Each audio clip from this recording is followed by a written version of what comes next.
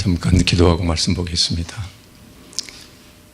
아버지 하나님, 보시옵소서.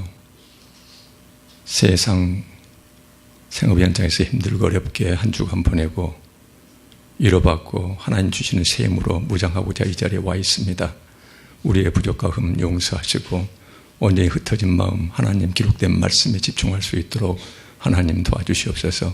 감사드리며 예수님 이름으로 기도합니다. 아멘. 오늘 말씀은 일부만 봉독을 하게 했습니다. 실은 1절부터 14절까지 이 말씀인데 너무나 길어서 일단은 일부 이렇게 이제 말씀을 봉독하도록 하겠습니다. 우리는 지금 예수님 말씀을 계속 보고 있거든요. 예수님께서 이 땅에 오신 목적 자체가 하나님 나라를 손수 이 지구상에 펼치기 위해서 그분이 오셔가지고 그래서 유대 회중들을 모아놓고 계속 하셨던 말씀이, 그러나 회중들이 듣기에는 달달한 말씀들이 아니었거든요. 어떤 말씀들이냐면은 너희 유대 신앙 공동체 안에는 하나님 말씀을 대하는 여러 가지 마음이 서로 다른 마음들이 있다. 그래서 좋은 땅이 되지 않으면 안 된다. 이거 있었고요. 또 너희들 중에는 하나님이 심어놓은 생명이 있는가 하면은 마귀가 뿌려놓은 신앙 공동체를 계속 훼손시키는 이런 가라지 같은 사람이 있다. 지금은 섞여 있지만 나중에 제후심판 때는 분리되어 엄혹한 이런 심판을 받게 될 것이다. 이런 말씀을 하고, 그 다음에 또 이제 그 유대 회중들한테 갈릴리 바다에서 늘 이제 그물로 고기를 잡고 있었거든요. 그래서 그 예를 들어가지고 한 그물 안에 뒤섞여 있지만 나중에 좋은 고기, 나쁜 고기 늘 이런 말씀을 하셨어요. 그 말씀 해놓고, 근데 문제는 뭐냐면 함께 뒤섞여 있기 때문에 섞여 있어서 지금 당장은 알 수가 없다는 거예요. 그래서 너희가 성경에서 내가 말하는 소위 알곡 신앙, 좋은 마음밭, 하나님의 품에 안길 좋은 고기, 이런 사람인지 아닌지를 내가 예를 들어 설명해 주마. 그래서 이제 밭에 감추인 보화를 이제 말씀하셨겠죠. 그래서 밭에 감추인 보화를 발견한 자는 이렇게 소위 천국을 발견한 자의 모습이 어떤 것이냐면은 세상 것 다 팔아서라도, 심지어는 자기 육신의 목숨을 내놓고라도 절대 포기할 수 없는 그 하나님을 붙잡는다. 이런 사람이야말로 알곡 신앙, 그 다음에 좋은 마음밭, 그 다음에 하나님 품에 안길 좋은 고기다. 이렇게 이제 말씀을 하셨거든요. 그래서 너는 밭에 감추인 보화를 발견한 그 농부가 바로 너냐 아니냐 스스로 판단하라. 이렇게 이제 말씀하셨습니다. 오늘 본문 말씀은 혼인잔치거든요. 혼인잔치인데 이 말씀은 어떤 뜻일까요? 제가 봤을 때는 너희들은 알곡신앙 다 될 것 같고, 그 다음에 좋은 고기일 것 같고, 좋은 마음밭 다 갖고 있는 것 같지만, 그러나 너희들이 스스로 판단해 보기를 하나님 나라를 발견한 자의 그 모습, 그 농부, 세상 모든 것을 다 팔아서 그 밭을 샀던 그 사람의 신앙 태도가 너한테 있는지, 결단이 있는지를 묻고 나서는 오늘 주님께서는 다시 말씀하시를, 자, 구체적으로 다시 한번 너한테 얘기를 하겠다 해가지고 밭에 감추인 보화를 우리한테 이제 디미는 것이에요. 그래서 밭에 감추인 보화를 만난 자의 모습이 성경에 내가 예를 들었던 그 농부의 모습이 너한테 있는지를 묻고 계시거든요. 여기에서 이제 밭에 감추인 보화가 누굴까요? 예수 그리스도죠. 그래서 예수 그리스도를 너는 어떻게 대하는지, 그래서 심지어는 자기 육신의 생명보다도 더 귀하게 여기는지, 세상 모든 것보다도 예수 그리스도를 더 원하는지, 그래서 자기 소유를 다 포기해서라도 끝까지 갖고 싶어 했던 밭에 감추인 보화를 움켜쥐었던 그 농부의 모습이 너한테 신앙 결단이 있는지를 묻기 위해서 오늘 이 이야를 주셨다고 저는 보고 있습니다. 예수님의 이 비유 말씀 들었던 그때 당시 회중들은 똑같은 유대 회중들이었거든요. 물론 이제 장소는 옮겼지만 예수님께서는 당신에게 허용된 3년의 이 공생애 동안에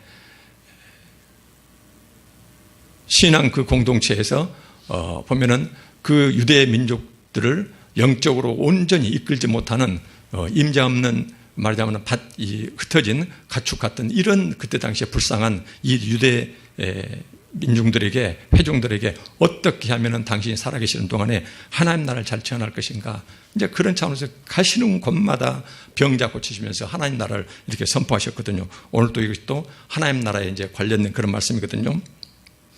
우리가 이제 이 말씀을 보면서 2000년 전에는 그때 당시에 마음밭, 좋은 마음밭, 그 다음에 알곡신앙, 그렇게 이제 뒤섞여 있지만은 그런 사람 모습이 내 안에 있는가, 그것을 이제 밭에 감추인 보화를 만난 자의 그 모습, 결단, 이것을 말씀하시는데 이것이 똑같이 이제 오늘 우리한테도 적용될 그런 말씀이겠죠. 나는 예수 그리스도를, 나에게 있어서 예수 그리스도 신앙은 어떤 의미인가. 그래서 그것을 한번 우리가 비교해보는, 그 다음에 한번 점검해보는 그런 시간이 좋겠습니다.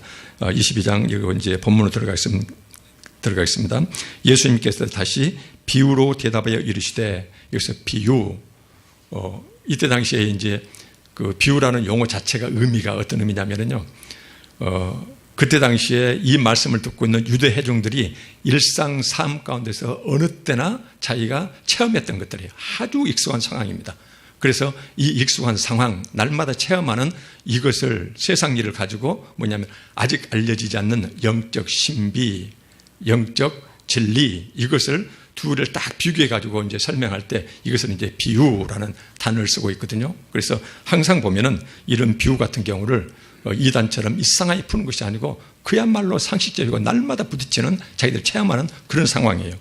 그래서 이제 비유로 대답하여 이르시되, 천국은 마치 자기 아들은 누굽니까? 예수님이죠. 이하여 혼인잔치를 베푼 어떤 임금, 하나님이죠. 그래서 하나님께서 예수 그리스도를 위해서 혼인잔치를 베푸는 것과 똑같다. 그래서 천국은 이렇게 했는데 여기서 이제 혼인잔치요. 예수님께서는 여기에서 비유의 소재로 혼인잔치를 말씀하고 계시거든요. 그러면 이 비유의 뜻에 비쳤을 때 혼인잔치는 비유 소재로서 어떤 의미냐면요, 그때 당시에 혼인잔치라는 것은 유대 사이들은 철저한 신앙 공동체였거든요. 신앙 공동체이기 때문에 혼인잔치가 있으면은 초청을 받지 않더라도 그 같은 신앙 공동체는 누구나 그 혼인잔치에 참여해서 축하해주고 그 다음에 함께 해주는 것이, 이것은 그때 당시에 아주 신성한 의무였어요.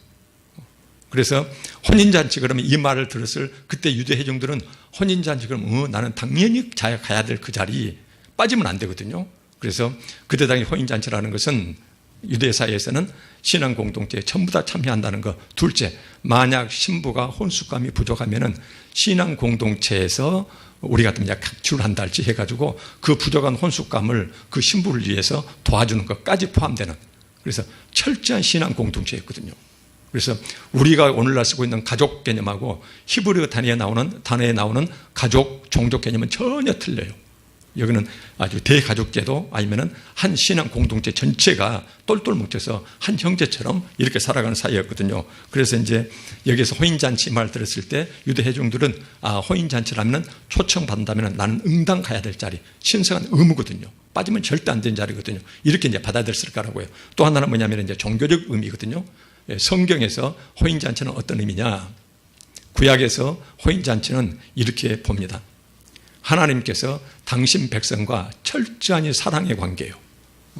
사랑의 관계를 강조하기 위해서 둘 사이의 관계를 소위 하나님은 남편 되시고 그 다음에 이스라엘 백성들은, 선택된 선민 이스라엘 백성들은 그의 신부로서, 하나님 신부로서 이렇게 묘사한 본문들이 많이 있거든요.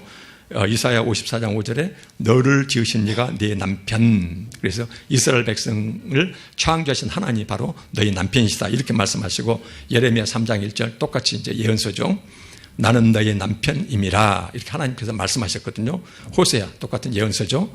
1장부터 3절에 걸쳐서 계속 어떤 의미가 나오냐면 하나님은 우리의 이스라엘 백성들의 남편 되시고 그 다음 이스라엘 백성들은 나의 본남편, 이런 표현들이 계속 나와요, 호세아서에서. 그래서 이제 이런 혼인잔치라는 것은 소위 신랑과 신부가 만나는 것은 하나님과 그의 선민 이스라엘의 관계를 강조할 때 썼다는 거예요. 이제 이 틀이, 이 프레임이 그대로 신약으로 건너면 어떻게 됩니까? 하나님이 이 세상에 하나님 나라를 이루게 하기 위해서 당신의 아들을 이 세상에 보내주셨거든요. 그러면 이 아들을 믿는 신앙인들의 모임이 교회거든요. 그래서 신약서에서는 어떻게 하냐면은 예수 그리스도는 우리의 남편 되시고 그 다음에 교회는 예수 그리스도의 신부 되는 이런 프레임을 이제 그대로 가지고 와요. 이런 것들이.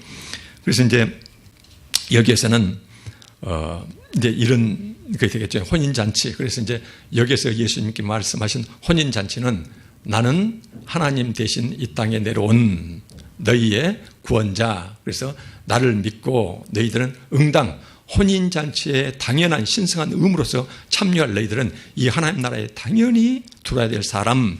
이제 이런 의미로 혼인잔치 요 이제 소재 비유를 쓰신 거예요.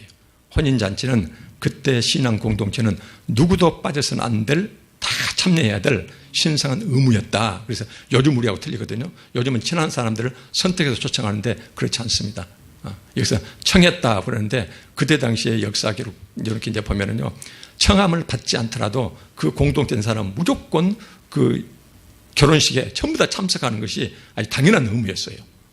그래서 예수 그리스도가 이 땅에 오셔서 너희들과 유대 민족들과 관계, 이 관계는 당연히 예수 그리스도를 구주로 믿고 그 다음에 이제 혼인 관계가 되는 교회의 일원이 되고, 그래서 교회하고 예수님의 교회가 이제 예수님의 신부가 되는 이제 이런 프레임을 그대로 갖고 이제 쓰고 있는 것이거든요. 우리가 봤을 때는 지금 우리가 옛날 책을 찾아보고 신학책을 찾아보고 이걸 뜻풀이해야 되지만은 그때 사람들은 극히 당연한 상식이었어요. 이런 것이.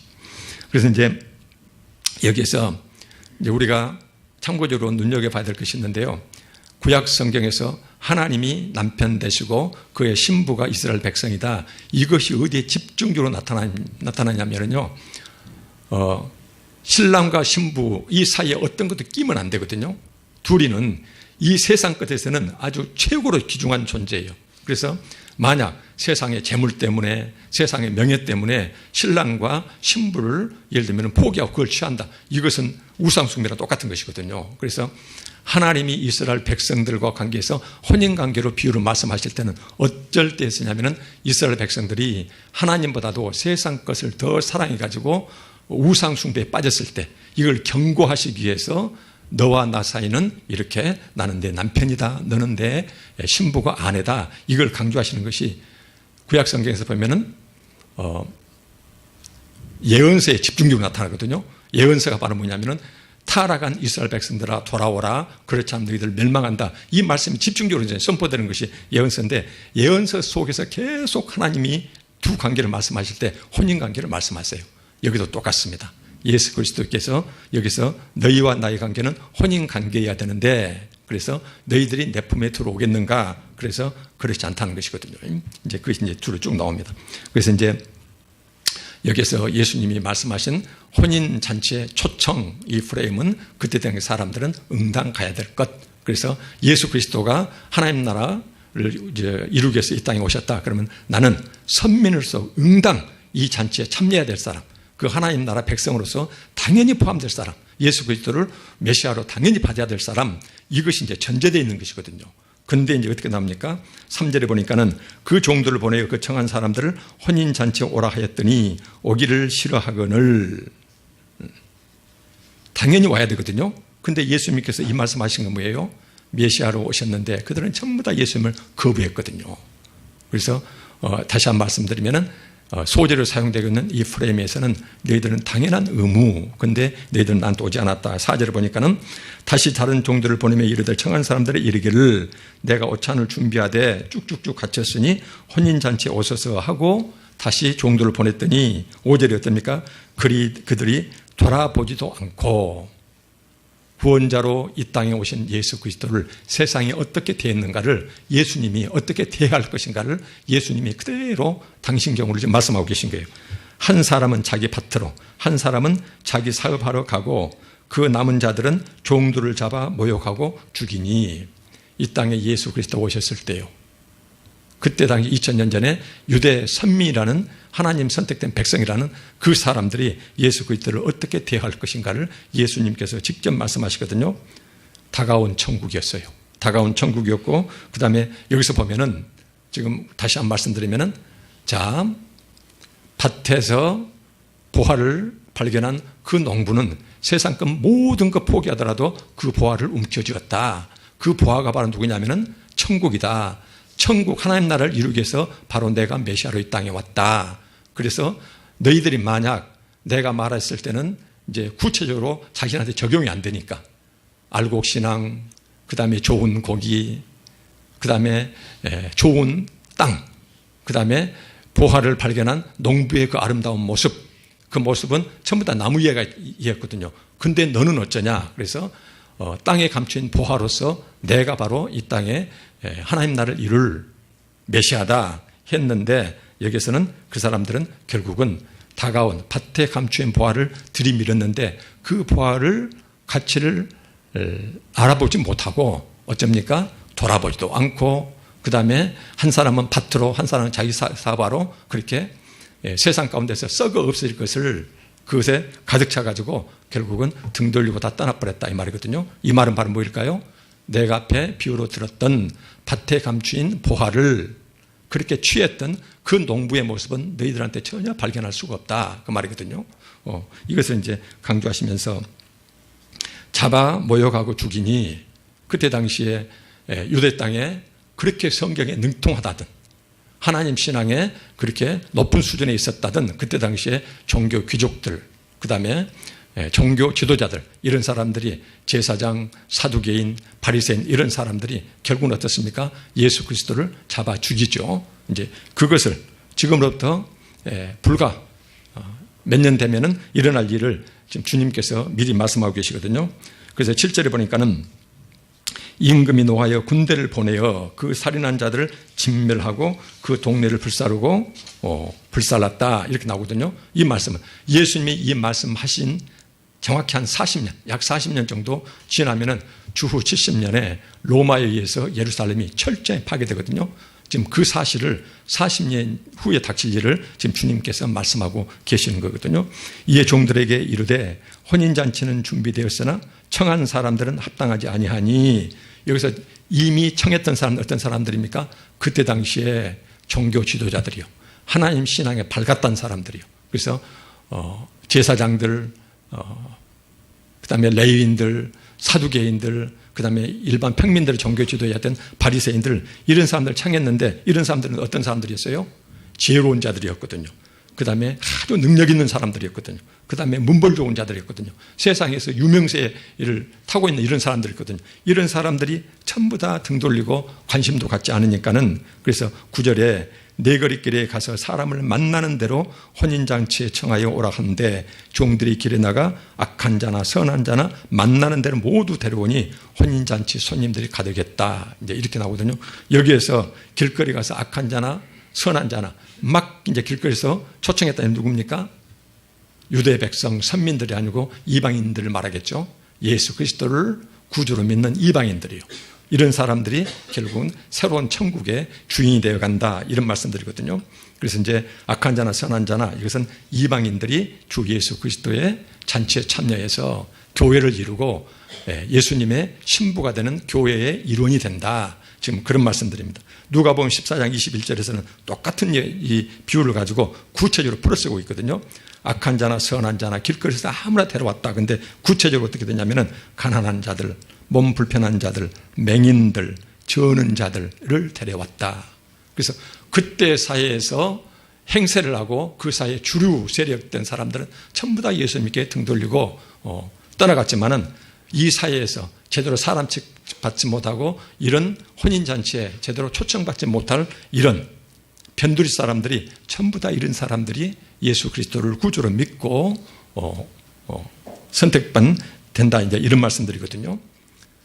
예수님이 이 말씀을 선포하신 2000년 전이나 그 후에요, 달라졌을까요? 똑같습니다. 이 똑같은 말씀을 바울 사도가 고린도전서에 말씀하고 계시거든요. 그래서 예수님은 이 땅에 오셔가지고 호인잔치에 청했는데 그때 당시에 종교에 그렇게 능했던 사람, 성경 지식에 그렇게 능했던 사람, 소위 사회에서 믿음 좋게, 우리 요즘을 말하면은 믿음 좋고 교회 잘당이로 유명했던 이런 사람들, 높은 자, 유명했던 사람들, 이런 사람들은 전부 다 예수 그리스도를 알아보지 못했는데 그때 당시에 그런 사회에서 배척당하고 주리에 끼지 못하고 불쌍하게 살아가는 이런 사람들이 예수 그리스도의 품 안에 전부 안기는 이런 일을 했는데, 고린도전서에서 뭐라고 말씀하시냐면은 형제들아, 이 형제들은 누굽니까? 예수 그리스도 믿고 교회의 일원이 된 사람들이거든요. 너희의 부르심을 보라. 이 말은 뭐냐면은 너희가 맨 처음 예수 그리스도를 전도받을 때 너희 처지를 살펴봐라, 그 말이거든요. 너희 처지를 살펴봐라. 너희 부르심을 보라. 너희가 맨 처음 예수 그리스도를 접할 때, 전도를 받을 때 너희가 사회적 실상, 그 다음에 너희 처지가 어떤 상태였는지를 생각해 봐라.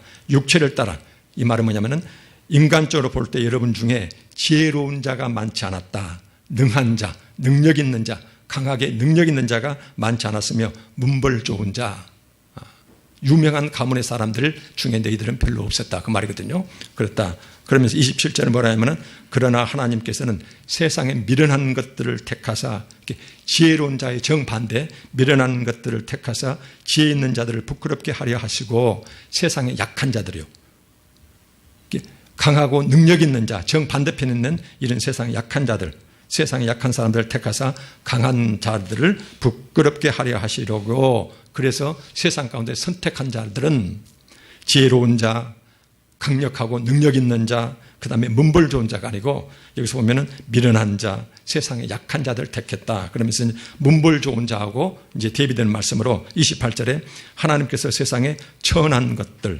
멸시받는 것들, 없는 것들은 뭐냐면 보잘것없는 사람들, 그래.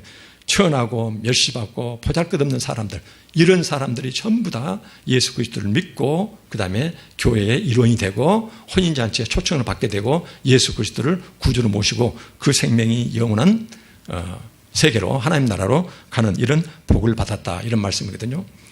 참고로 말씀드리면 초대교회 역사서에 나타난 초대교회 교인들은요 거의 노예 수준들이었어요. 전부 다. 그래서 로마 사회에서는 이 그리스도인들을 그야말로 비하의 대상이었거든요. 천한 노예들, 이제 이런 사람들이 전부 다 예수 그리스도를 믿었거든요. 근데 이제 오늘 예수님께서 혼인잔치에 청함받는 중에 정시로 청함받는 그 사이에 행색견한 사람들은 전부 다 등 돌리고 세상 것 마음속에 가득해가지고 이 땅에 오실 구약성경 700년 전에 이사야에서 너희에게 메시아가 올 것이다, 해방자가 올 것이다, 그 다음에 영원한 천국을 열어갈 그분이 오실 것이다 했는데 그것을 전혀 깨닫지 못했거든요. 그런데 그 사이에 버림받는 자들이요, 사람 취급받지 못했던 이런 사람들이 예수 그리스도를 믿고 혼인잔치에 청함받는 사람들이 되었다, 지금 이 말씀이거든요. 그런데 성경에서 왜 그럴까요? 왜 그 사이에서 주류, 똑똑하고 문벌 좋고 그 다음에 지혜롭고 힘있고 능력있고 이런 사람들이 예수 그리스도를 받아들이기가 그렇게 힘들까요? 지금도 똑같습니다. 제 직장생활도 똑같아요. 그렇게 친한데 놀려먹을 대상이지 예수 그리스도 말하면은요 씨알도 먹혀가 되지 않아요. 왜 그럴까요? 성경에서 그 사유를 말씀하고 계시거든요. 고린도전서 1장 18절에 이런 말씀이 있습니다. 십자가의 도가, 여기 십자가의 도가 뭐입니까? 예수 그리스도 믿고, 그래서 예수 그리스도를 믿으면은 내가 지금까지 지은 하나님 나라는 너무나 아름답고 완벽한 성스러운 곳이어서, 거룩한 곳이어서 조그만 죄를 갖고도 도저히 접근할 수 없는 그런 땅이거든요. 이제 그런 세계거든요. 그런데 예수 그리스도가 나의 모든 죄를 대신해서 십자가에서 철저한 피 한 방울까지 그 죄값을 다 치렀기 때문에, 그래서 예수 그리스도 의지하고 그분 믿고 그분 품 안에서 이제 하나님 나라 들어가는 것이거든요. 그런데 이거 십자가 도예요. 이런 말을 하면은 멸망하는 자들, 이런 멸망하는 자들이 어떤가요? 지혜로운 자, 능력 있는 자, 문벌 좋은 자들이죠. 이런 자들, 여기서는 이제 고린도전서 1장 18절에서는 멸망할 자들 이렇게 말씀하시는데, 그런 사람들 눈에는요 세상에 똑똑하고 지혜가 가득 찬 사람, 지식이 가득 찬 사람들의 경우는 미련하게 보여요. 미련한 것이요 구원을 받는 우리에게는 하나님의 능력이다. 그러면서 2장 14절에 육에 속한 사람이라고 그래요. 그래서 오늘 본문 비유에서 말씀하시는 그때 당시에 유대 신앙 공동체에서 정말 똑똑했던 사람들, 뛰어난 사람들, 이런 사람들, 예수 그리스도를 배척했던 이런 사람들, 소위 지혜로운 자, 능력 있는 자, 문벌 좋은 자, 이런 사람들을 고린도전서에서는 멸망할 자들, 예수 그리스도를 이야기하면 그것이 너무나 시시하고 믿을 수가 없는 것이에요. 이게 이런 것들이 뭐냐면 미련한 것이에요. 그 다음에 육에 속한 사람이, 이런 사람들이, 육에 속한 사람은 하나님의 성령의 일들, 방금 말씀드린 십자가 도겠죠. 이런 거 뭐냐면 받아들이지 아니한, 받아들일 수가 없어요. 이 사람들은. 이는 그것들이 그에게는 어리석게 보이며, 미련하고 어리석게 보이며, 또는 그것들을 알 수도 없어요. 세상 지혜로는 하나님의 영적 일을 알 수가 없다 그러거든요. 성경에 뭐라 합니까? 영적인 것은 영으로서만 판별된다, 알아낼 수가 있다, 이해할 수 있다, 이렇게 말씀하시거든요. 그래서 이제 이렇게 말씀하시거든요. 그러나 최후 심판 닥칠 때 그때는 이제 알게 되겠죠. 예수님 말씀에 따르면은. 그래서 이제 여기까지 보면은 혼인잔치 비유, 익숙한 비유입니다. 누구나 다 참여해야 됩니다. 그건 신성한 의무였습니다. 그런데 거기에 비유해서 내가 바로 혼인잔치에 너희를, 근데 똑똑한 사람들, 그 사이에 주류들은 전부 다 등 돌리고 세상 것 마음 심령이 가득 차가지고 그 때문에 다 등 돌렸지만은 그 세상에서 버림받은 사람들, 이런 사람들은 예수님 비유에서 나타나고 그 이후에도 고린도전서에서도 똑같은 바울 사도 입을 통해서 이것이 반복적으로 나타나거든요. 그래서 이제 11절에 봅니다. 드디어 최후이신 이제 심판이 닥칩니다. 오늘 11절에 보니까는 임금이 손님들을 보러 들어올세. 당신 아들의 호인잔치에 수많은 사람들, 신앙 공동체들이 다 모였다 보고 드디어 이제 그 아버지 되시는 임금이 딱 들어오거든요. 이게 바로 뭐예요? 최후 심판을 상징합니다. 최후 심판 왔는데 12절에 보니까 이르되 친구여 어찌하여 예복을 입지 않고 여기 들어왔느냐. 그 초청받고 온 손님 중에 예복을 입지 않는 자들이 있었다. 그래서 13절에 보니까는 임금이 그 왕께서 사람들에게 이르되 그 묶어서 밖에다가 버려라. 어두운데 내어 던지라. 거기서 슬피 울며 이를 갈게 될 것이다. 이렇게 구원받지 못한다. 이런 이제 말씀을 하고 계시거든요. 여기서 예복이라는 의미가 어떤 것일까요?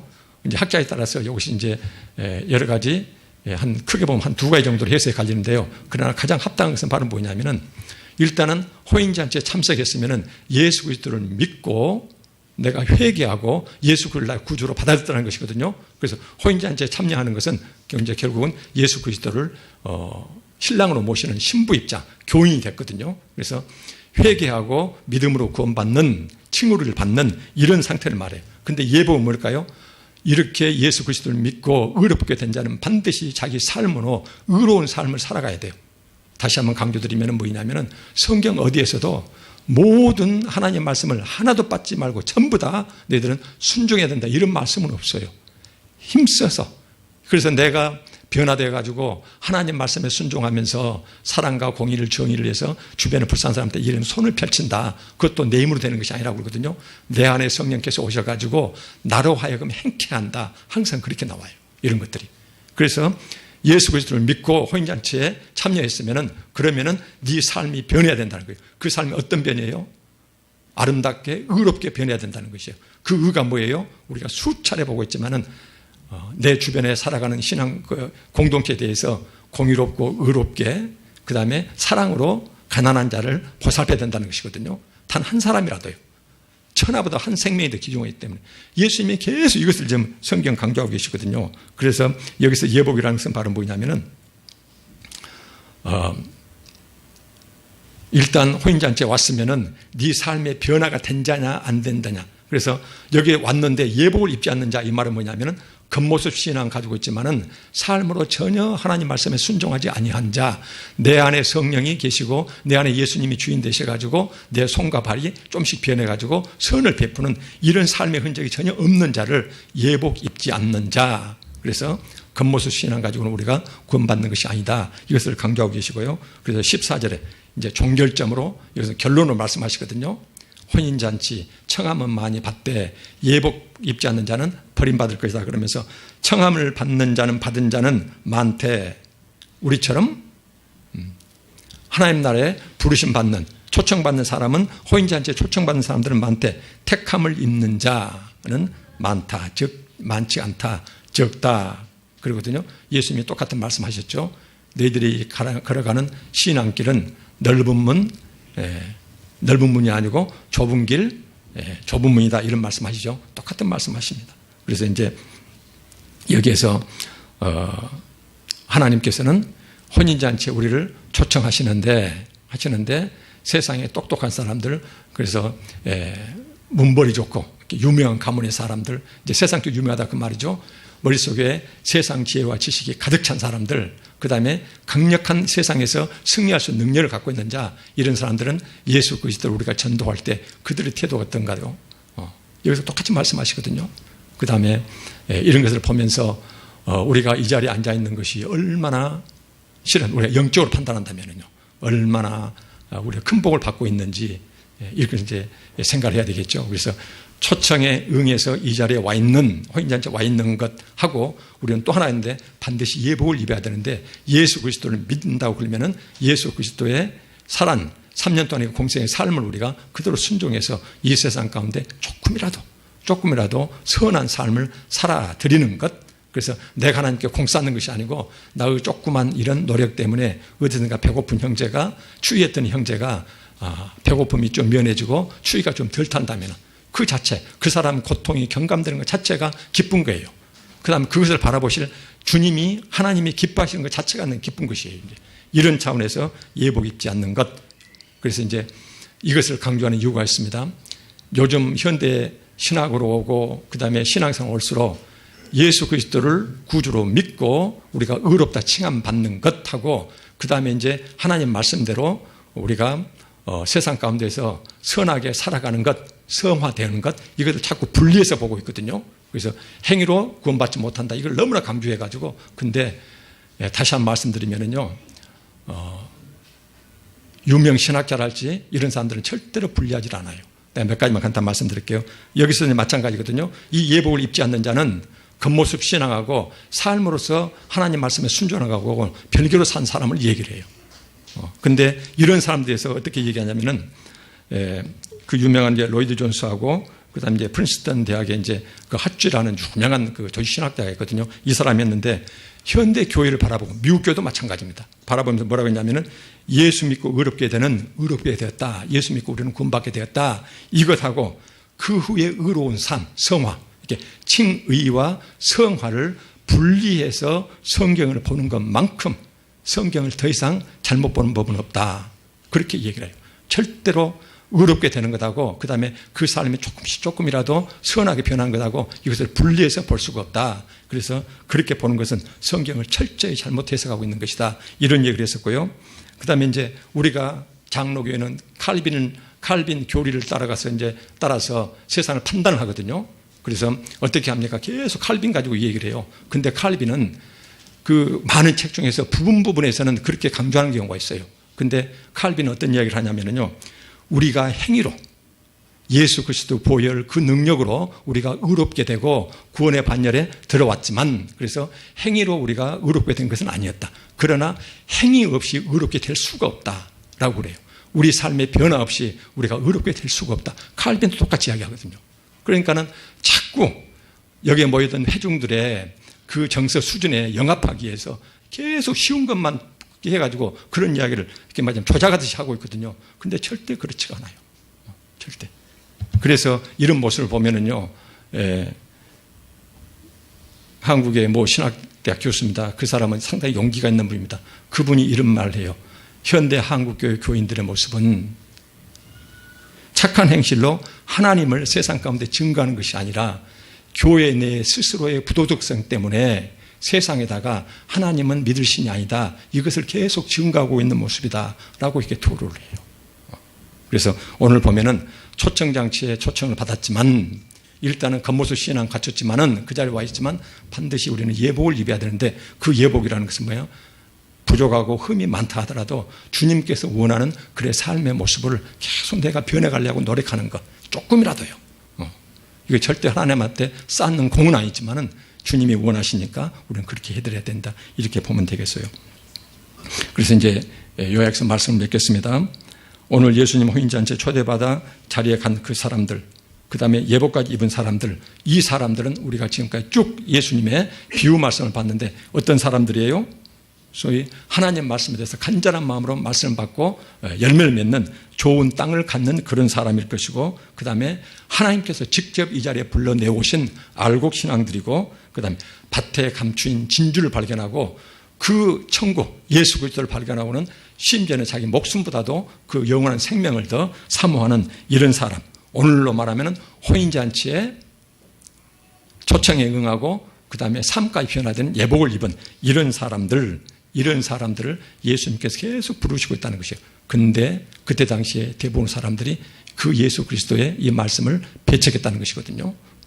그래서 이제 비록 믿음도 약하고 우리가 부족하고 흠이 많지만은 다시 한번 말씀드리면은 이 세상 그 무엇과도 바꿀 수 없는 하나님을 사랑하고 우리가 예수님을 바라보며 살아간다는 것. 그래서 주일마다 예배당 찾고 여기서 예배드리는 여러분들이 지금 누리고 있는 이 행복이요. 아직은 우리가 실감할 수 없지만 나중에 우리 생명이 다하는 날 그다음에 이제 예수 그리스도가 이 땅에 오신 날, 그때 성경에서 계속 반복적으로 강조하는 그 땅, 불이 되는 그때가 되면은 이제 우리가 알 수 있게 되겠죠. 그래서 우리가 미리 그것을 바라보면서 이 세상에 우리가 어떤 처지에 있다 하더라도 기뻐하고 즐거워하고 평안을 누리는 우리 모두가 되었으면 합니다.